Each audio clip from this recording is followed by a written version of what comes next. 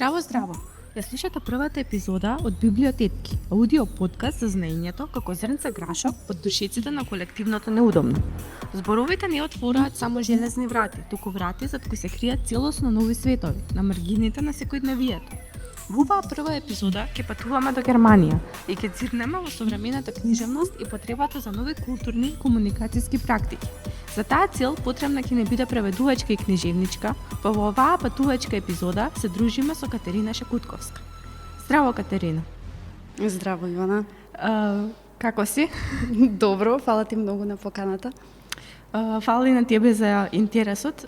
Некако логично ми е да го започнам подкастот со нови почетоци и почетоците на издавачката куќа Илика, која започна со работа од почетокот на оваа година.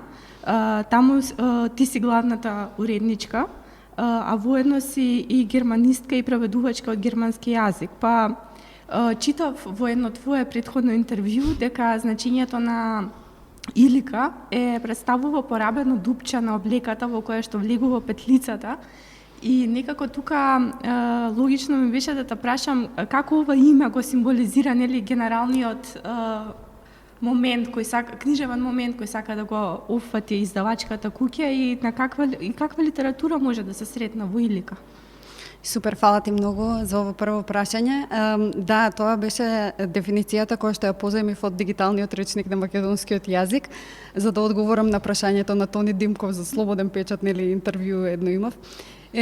Порабено дупче на облеката во која што влегува петлицата или копчето.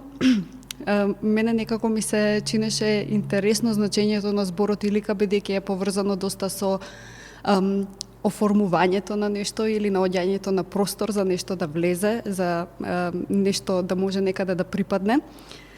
Се разбира дека има и многу други значења кои што се поврзани со оваа дефиниција, меѓутоа би сакала исто така и да оставам малку простор за луѓето и самите да најдат некои своји дефиниции на тоа што е Илика. Можам да кажам нешто за литературата која што може да се сретне во издавачката куќа, односно фокусот на издавачката куќа, на издавачката политика на Илика. Илика ја создадов заедно со Ацо Перовски. Ацо Перовски е уредник во Арт Конект издавачката куќа и е мој долгогодишен соработник и пријател, другар. Тој исто така и преведувач од француски, од англиски, српски и хрватски, со долгогодишно искуство. И низ годиниве кога разговаравме за тоа каков вид на литература не интересира, свативме дека не интересира современата литература која на некој начин комуницира со нашата современост, односно со одредени општествено-политички прашања, теми кои што не засегаат. На некој начин можам да кажам дека литературата, книжевноста која што ни стои во фокус во Илика е она која што е ангажирана, повеќе или помалку, меѓутоа исто така која што има некаква книжевна вредност. Веќе имате две сопствени изданија, книги кои директно излегуваат од Илика, современата монодрама Мачката Елеонора, која што доби големо внимание поради поставеноста на сцената и можевме да го сретнеме тој перформанс во плюс програмата на МОД во МКЦ, меѓутоа и книгата за деца Продавница за желбина Алберта и сега кога станува збор за издаваштво како процес, меѓутоа еве и превод како процес, до некаде големо значење има самиот избор на оној што издава и преведува. Па зошто токму вие две книги сметаше дека се соодветен почеток за Илика и сметаше дека се нешто што треба да допре до македонските читатели? Се разбира, изборот во секоја издавачка куќа, особено која се занимава со преводни дела, со преводи од различни јазици, стои пред задачата да го изгради тој мост помеѓу две култури, помеѓу две држави, помеѓу два јазика.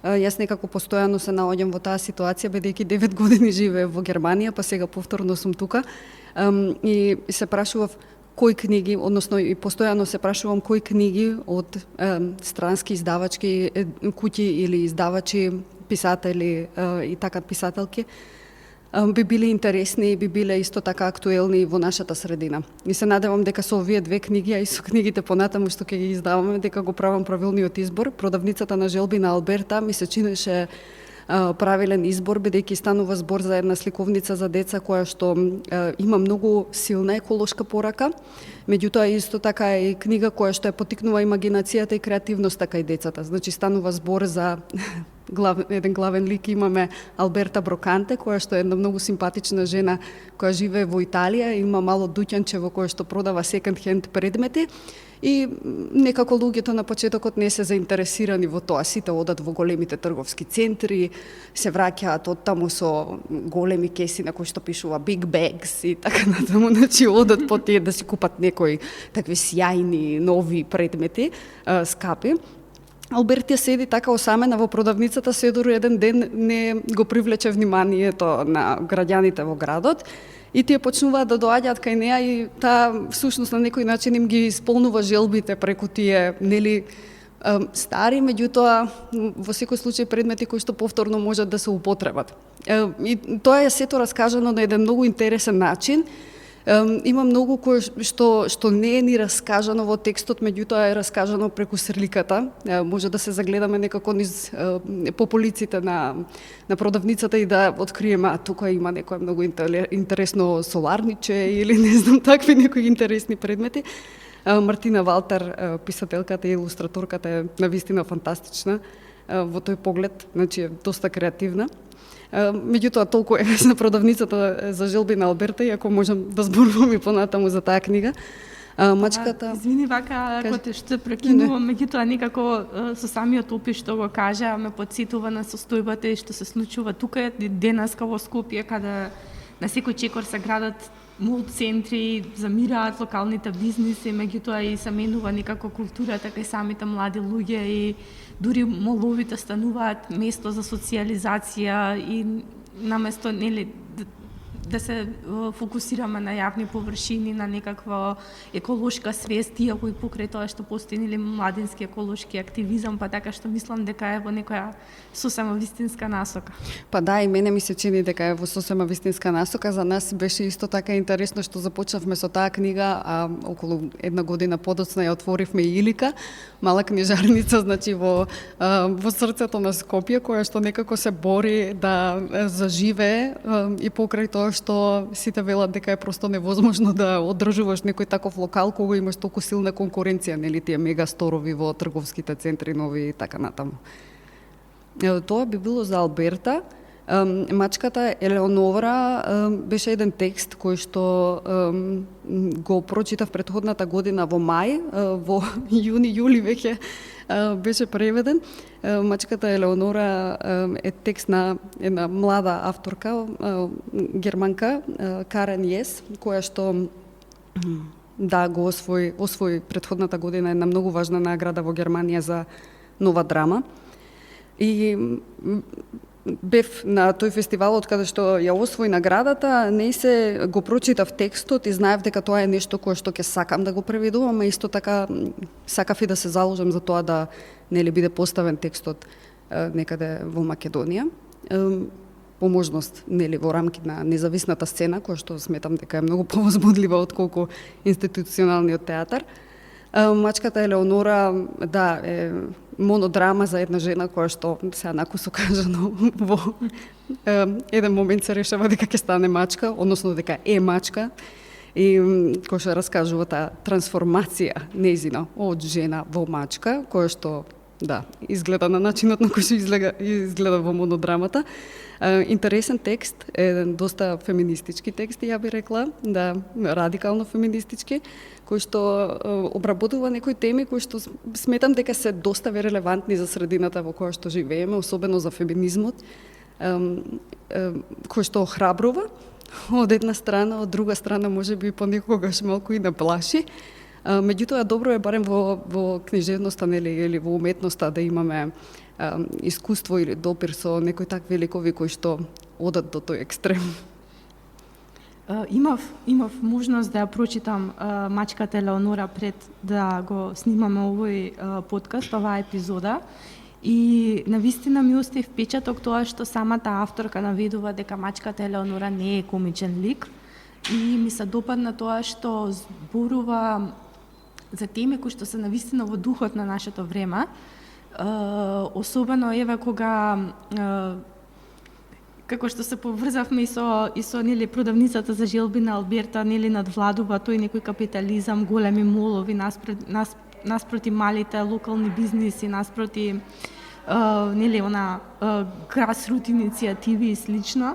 И некако се чини дека и ние и како жени, и како луѓе сме некако обземени од тој брз живот, што некако радикалната еве самоопределеност, како што се наведува и во самата книга, понекогаш изгледа како вистинското решение. Меѓутоа, особено нешто што ми се допадна е тоа што текстот функционира интердисциплинарно и би сакала повеќе малку да зборуваме за перформансот што се одржа нели во рамки на испробување феминистички иднини на Титинг, тоа е платформата за изведувачки уметности. Сега драмата, односно монодрамата беше поставена преку 5-член колектив, па дали можеш да ни раскажеш нешто повеќе за самиот процес, нели на поставување на делото, креирање на тој перформанс и слично? Да, се разбира. Интересен беше целиот процес. Имаше многу што да се научи од самиот процес. Тоа е всушност секогаш една многу деликатна работа кога ќе се состави нели таков една интердисциплинарна група која што ќе работи на нешто. Поготово затоа што интердисциплинарност ретко некако се случува според мене во уметностите, односно не е толку присутна, а е навистина нужна, особено сега кога работиме нели на современи текстови, на современи проекти и така натаму. Ми се чини дека тоа што стоеше во фокусот уште од самиот почеток на процесот беше текстот, беше самиот текст. Меѓутоа се обидувавме некако низ процесот да разбереме како би можеле да го интерпретираме текстот и на други начини, со вметнување на видео, на аудио, со нели сценски интерпретации и така натаму.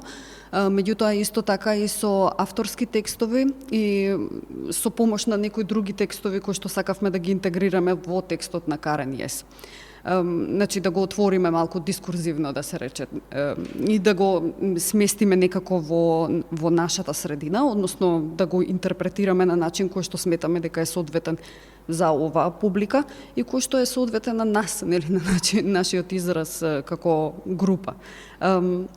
Тоа беше доста интересно искуство за мене, од кое што научив навистина многу, и кој ми покажа дека таков вид на колективна, интердисциплинарна работа од една страна е нешто што може да биде многу убаво, но од друга страна е ужасно предизвикувачки, особено кога не се работи доволно концепцијски на градење на некаков базичен основен код кој што ќе може да го користат сите, бидејќи особено кога се работи интердисциплинарно, сите доаѓаме со поинаков јазик кој што е врзан за нашите дисциплини и тоа знае понекогаш да биде тешко. Колку, сега збориме во контекст на мачката Елеонора, меѓутоа еве со искуството книжевно и во Македонија и во Германија, колку книжевната сцена е присутна и во интердисциплинарност и колку е интердисциплинарноста потребна во самата книжевна сцена, бидејќи сите уметници можат да кажат дека нивните дисциплини некако се наоѓаат на маргините, нели? Меѓутоа некако ми се чини дека визуелната ера особено влијае врз текстот. Па така колку е присутна и колку и дали може да се подобри таа некоја интердисциплинарност конкретно кога се зборува од аспект на книжевност? Се разбира, да, интересно е што го спомнуваш ова, бидејќи мене ми се чини дека во некои дисциплини, јас навистина сум човек кој што многу долго време се занимавал само со книжевност, имам некој искуство во театар, меѓутоа не можам да кажам дека еве да речам, академски пат беше само во книжевноста и поврзан со книжевноста. Меѓутоа тоа што го гледаме дека на пример други уметности многу долго време се бореле од тоа да се ослободат од текстот. Паралелно на тоа ми се чини дека во книжевноста, во јазикот, па се случуваат некои тенденции, како може, односно се случувале тенденции или некои нови истражувања, нови погледи на тоа како можеме текстот да го разбереме поинаку. Што значи текст во театар, како се говори на сцена, каков е текстот кој што треба да се користи, например, во театарот, дали е сега тоа само диалог, монолог, дали може да биде и нешто друго, дали е дозволено, например, на театарска сцена некој да излезе и да држи долг реферат за јазикот, за значењата, за така натаму. Ми се чини дека тука треба едноставно само да има диалог и тогаш може да се случи некаква промена. Тешко е кога се влегува со некаква предрасуда и кога се лепат одредени етикети. Мислам дека инаку, да, е стварно супер. Да, се опсенав со можеби со концептот на или на радикална самоопределба. Меѓутоа навистина е еден одговор кој понекогаш мислам дека повеќето го бараме. И читајќи го текстот се потсетив на еден твој авторски текст кој го имаш напишано за Медуза, нели се вика за помошта, услугите и зависноста од другите. И во него ги отвараш прашањата на независноста и непослушноста. Поменатера да размислам за тоа дали се повеќе се јавува потреба за менување на некои начини на функционирање во кој што сме израснати, во кој што системот не протерува, калап во кој што системот не протерува. Меѓутоа и дали самите културни политики и општествено-социјални политики се веќе истрошени, бидејќи некако се чини дека и индивидуализмот самиот по себе не е одржив, меѓутоа и многу е тешко да се функционира во колективи, бидејќи тоа подразбира некоја поддршка од сите страни која понекогаш се чини нели невозможна. Да, интересно ми е што се го поврза текстот за мачката, мислам што е поврза се мачката Елеонора со текстот кој што го напишав за Медуза. Искрено да бидам, многу ми е драг тој текст и го пишував баш од срце, не го пишував воопшто за Медуза, туку повеќе за себе. Сметам дека да, како повеќето бинарности и таа бинарност некако не обременува и ни тежи и ни е претесна во одреден момент. Меѓутоа, сега кога ќе ги поставиме така тие два пола, значи од едната страна индивидуализмот, од другата страна колективот, ми се чини дека за мене лично тука постои некаква грешка, бидејќи во самиот колектив мислам дека мора да постои индивидуа. Значи мора да се почитува сингуларната позиција за да може и колективот да функционира. И тоа е нешто кое што можеби по кое што јас лично трагам. Значи трагам по некое место каде што можам да припаднам, меѓутоа да бидам и јас, каде што можам да бидам тука за други и тие да бидат тука за мене, без да треба да се откажуваме од некој аспект од тоа што сме. Прилично деликатно, меѓутоа исто така нешто за кое што вреди да се размислува. Ми се чини дека кај повеќе луѓе се јавува потребата да се преиспитаат некои, како да кажам, форми кои што сме ги стекнале со, односно начини на функционирање на однесување кои што сме ги стекнале со образованието или можеби воспитувањето и така натаму. Или нешто што доминира во општеството како некое општо гледиште. Интересна ми е оваа тема и од аспект на тоа што, како што кажав на почетокот, се чувствувам како да сум помеѓу две култури, помеѓу две држави кои што во овој поглед се можеби звучи ова доста стереотипно, се разликуваат, бидејќи за германската култура е познато дека таму доминира тоа јас, индивидуализмот, а од друга страна за нашата култура некако доминира тоа колку ние се дружиме и колку сме блиски и колку си помагаме. Мислам дека и двете тези се грешни. Бидејќи колективите кои што сум ги доживеала во Германија биле навистина феноменални, мислам и пријателите и дружбите и се. Од друга страна, не можам да кажам дека во Македонија не сум доживеала површни пријателства или не сум доживеала или сретнала луѓе со силно јас. Како во една ваква состојба, еве да се надоврзаме и до муабетот што го започнавме со продавницата за желби на Алберта, па се до нели отварањето на Илика како еден мала локална издавачка куќа, и нели целата општествено-социјална состојба, како може да се функционира така во тој момент, кои се предизвиците, кои се предностите на малите издавачки куќи, па дури и на книжевниците? Мислам дека предностите на малите издавачки куќи на луѓето кои што воопшто се занимаваат некако вон институционално е тоа што огромна предност е што имаш одредена слобода. Слобода, меѓутоа, ако ги прифатиш дека немаш многу ресурси, но понекогаш и тоа е интересно да се види што може да се направи со многу малку. И тоа е нешто што мене лично ми е многу интересно. Понекогаш не го романтизирам прекаријатот, не романтизирам имање малку пари, мислам дека тоа е тотално погрешно. Меѓутоа, без разлика од тоа колку финанси има нели издавачката куќа или што и да е, уметникот, сепак мислам дека може да се истражува во насока на како можам да го правам ова на некој поодржлив начин, како да искористам материјали, некои кои што може да се рециклираат и така натаму, и тоа мислам дека е во суштина многу добра насока.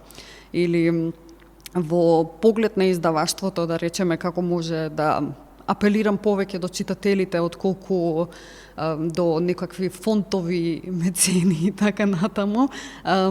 И тоа е некој начин на кој што може да се гради заедница. Предизвик се разбира за издавачките куќи што особено во последниве неколку години поскапе цената на хартијата, поскапе цената на печатењето. И тоа е нешто што сите го чувствуваме и кое што не може да се занемари, бидејќи наеднаш треба да се вложат многу пари, а продажбата не оди баш толку добро. Така што одете во книжарниците, купувајте книги, јас мора да апелирам. Да, па во имане и овој апел и мена и тоа натаму и планирав да го развиеме овој разговор, односно да се тргнат нели настрана сите тие културни политики, функционирањето во нели институционален систем и сето тоа, што може книжевноста, односно еве самите издавачи сами по себе и писателите сами по себе да направат за таа некако да доживее малку поголема популарност. Дали можеби потребно е малку иновација во целиот издавачки процес? Дали потребно е да се свртиме кон некои поинакви форми? Кој е твоето размислување за сето тоа? Дали има некакви можности за иноваторство воопшто во тие процеси? Мислам дека има доста простор за иноваторство, особено во разработувањето на тие модели кои што се комуникативни. Значи, да речеме, дали се тоа работилници, дали се тоа литературни читања, разговори и така натаму, користење на нова технологија, нели, за тоа појасно или побрзо да се комуницира со одредена публика и на тој начин да се шири читачката публика. Мислам дека тоа е важно, тука гледам многу голем потенцијал и гледам простор. Меѓутоа има и простор во политиката, сега не сакам да се не ги мешам културните политики на државата тука, меѓутоа има нешто кое што е во наши раце, а тоа е да се апелира на тоа дека треба да се чита, значи нели на образовната димензија, нели на тоа, на нашата, да ја користиме повеќе позицијата на издавачи како образовни тела, да речеме на некој начин. И исто така да сензибилизираме за тоа дека и тоа е некој вид на конзумеризам. Меѓутоа не мора да значи дека доколку ние секако мораме да купиме одреден производ, можеме бар да одлучиме каде ќе го купиме, кому му ги даваме парите и кого сакаме да го поддржиме. Така, тоа би било нешто кое што јас лично би сакала повеќе, на кој што би сакала повеќе да работам. Така, тукму работилниците за креативно пишување, можеби некоја поинаков начин на комуникација со самите читатели и зближување на младите до текстовите, може да допринесат до некаков прогрес, меѓутоа истовремено се соочуваме во состојба каде што младите на пример имаат многу ниско критичко размислување, зборувам во контекст нели на локалниот наш контекст, и како може да се искористи издаваштвото и книжевноста во неформалното образование. Дали можеби недостасува и некаква врска, или може да се засили врската која веќе постои, меѓутоа е многу мала? Извини, само да те прашам, помеѓу неформалното и формалното образование, мислиш, или? Помеѓу формалното образование и книжевноста преку неформално образование. Така. Да, па добро, некои промени понекогаш доаѓаат оддолу, мислам повеќето од андерграундот, нели? Ако го земе тоа како неформално образование, сега засека би се чини дека сите реформи кои што се прават во поглед на книжевноста во формалното образование е врз основа на тоа да се скрати квантитетот на страници кои што треба да го читаат учениците во школите. Меѓутоа, да, мислам дека може да се придонесе нешто и преку неформалното образование во формалното, бидејќи има и многу работи кои што учениците, па и студентите ги учат надвор од училниците или од амфитеатрите и кои што го носат понатамо на факултетите или во училиштата, го пренесуваат на некој начин, бар го споделуваат меѓусебно прво, па потоа се обидуваат да го внесат како промена и на нивните професори, наставници, наставнички и така натаму. Дали е тоа прифатено како што треба, не знам, искрено да питам, ми се чини тука има некои кои што се пофлексибилни, некои што не се, некои работи се едноставно системски проблем за кој што треба малку поголем ангажман. Да, меѓутоа се сите некако се поврзува како поголем системски проблем.